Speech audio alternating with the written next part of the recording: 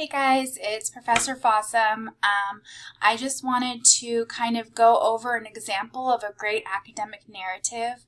I've been looking at some of your papers that you've turned in for peer review. I've really appreciated the peer comments. I feel like you guys are really talking to each other. So what I wanted to do is, you should be able to see this paper right here. So what I wanted to do is just kind of go through this paper. It was turned into me last semester, and I use it as an example, and kind of show you what I'm looking for. So first, we have a title. It's really important to make sure that you include a title in your essay. Don't just call it Essay 1 or narrative, right? Try and give me something a little bit snappy too. Think about it as like the first thing I look at, right? So right here we have the introductory paragraph. So I've highlighted the whole thing. I want you guys to make a note that each paragraph, even the intro and the conclusion, are at least 8 sentences, okay?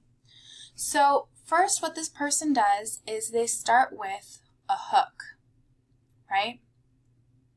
So they start by kind of using a little bit of their own experience and grabbing my attention, right? So remember, as far as intros are concerned, we have the hook, we have the bridge, we have the thesis, right? 3 parts. So 1, they have the hook. They grab my attention.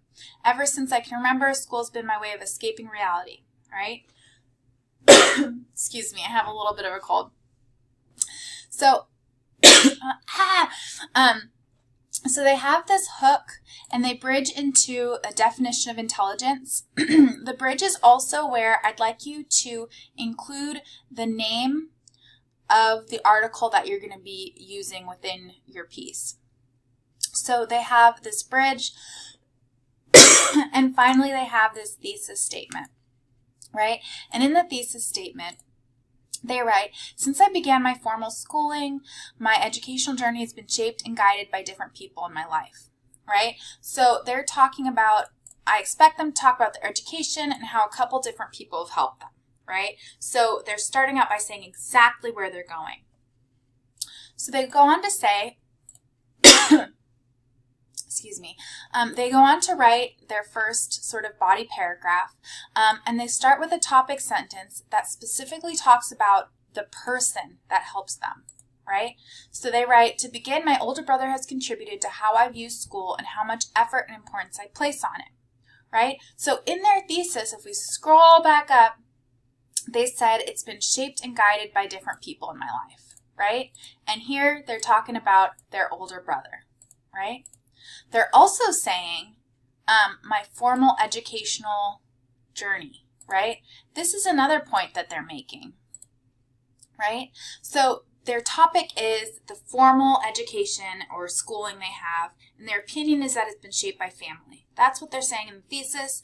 Then they say my older brother in their topic sentence, and then their narrow topic is the importance of school and what they kind of place on it, right? And that also kind of feeds back to this part of their thesis statement. So we see how the thesis statement is kind of a bigger, hey, this is what my whole paper is about. And then the topic sentence grabs pieces of that and kind of explains one little part of that. So they go on to talk about how they're the only college graduate. Then they go ahead and insert their quote here. So I want to mention a couple things about the quotation. First, they kind of introduce the idea, right? As well as I, right, so as well as this writer, Mike Rose has had influential figures in his life who taught him valuable life lessons and the importance of intelligence. So what we're doing with this paper is we're juggling a couple things. I'm taking my experience, I'm taking Rose or Graf's experience, and I'm kind of smushing them together and seeing how they kind of look like each other. So then they segue into their quote. And I noticed a lot of you guys did this in your reading responses, but I didn't see it in your full essays, right? So you guys are kind of dropping skills as you go into this essay, and I don't want you to do that. I want you to make sure you're holding on to all those good sort of writing things that you've been doing.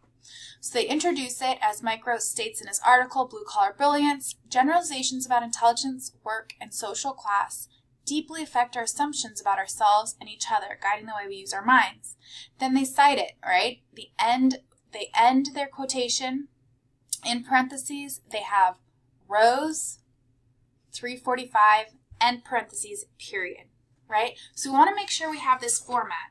Inside quotes is our quotation. No period after that. Instead, in parentheses, we have last name, page number, end parenthesis, and then our period, right? And that period holds in all of that information. So then what they do is, after they've used their quote, they go on to kind of talk about how that quote connects to their topic sentence and their main idea. So they write, due to having this train of thought, many people, including myself, view formal intelligence as the only true and real type of intelligence. But that is not true. Intellect is all around the world, whether it be having the knowledge to solve a complex trigonometry equation, being able to write a perfect paper, or doing something that is seen so simple and easy as taking orders in a diner, just like Rose's mother did, right? So we kind of see how they include this quotation by another author, but they sort of surround it by their own experience and show the link to me, the reader. Let's look at one more topic sentence. So they write, secondly, my parents have guided my educational journey to the best of their abilities. Didn't mean to highlight that. Hold on, let me take the highlight off. So what's important about this is that they kind of transition from the last idea to this idea, right? So they're saying secondly, right? So the first one was their brother, the second one's the parents. So they say my parents, right? So way back at the beginning in thesis, they said shaped and guided by different people in my life, right? First, they talked about their brother. Second, they talked about their parents, right? Then they say that the parents guided their educational journey to the best of their abilities, right? So second of all, this person is talking about their parents and how they guided their educational goals, right? So I definitely want us to kind of think about how we are structuring our paper. Maybe go back to the process of outlining. Do something like that, because you want to make sure that the thesis says, hey, this is the topic of my paper, and that each topic sentence does the same thing, right? Now, you do need a quote from the text in every single body paragraph. You don't need it in the intro and the conclusion. Remember, there are 3 types of paragraphs that we're talking about in this class.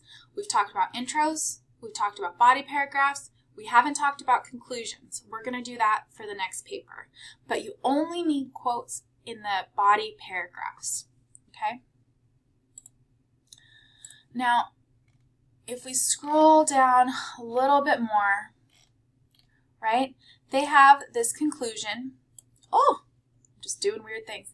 They have this conclusion, which they, like you, they didn't have the conclusion lecture yet, so they just kind of did their best. So I'd like you guys to just kind of do your best with that conclusion. We'll talk about it for the next paper. Finally, on Canvas, I posted the works cited entries for both of our articles. So all you have to do is like copy and paste it, add a hanging left indent, right, and slap it on your paper. But you need that. There are points associated with that, so make sure you have it. Okay? I do encourage you guys to go to the Writing Center, come to office hours, or run it by someone else. Maybe if you can, print it out and highlight the topic sentences in the thesis statement and make sure that those are kind of on point. I'm writing comments into your peer reviews so that you can look at what you're specifically doing and how you can sort of fix those errors. This is a 50-point paper. The stakes kind of go up for the next papers. The next one's 100 points. So this one isn't too many points, but it's really important that you guys get these fundamentals of writing down for this paper, because we're going to start looking at harder topics and harder readings as we go. I know that was a lot of information. The good news is you can rewatch this as many times as you want. And I hope everyone's doing okay and doesn't have this weird kind of cold that I have. And yeah, let me know if you have questions.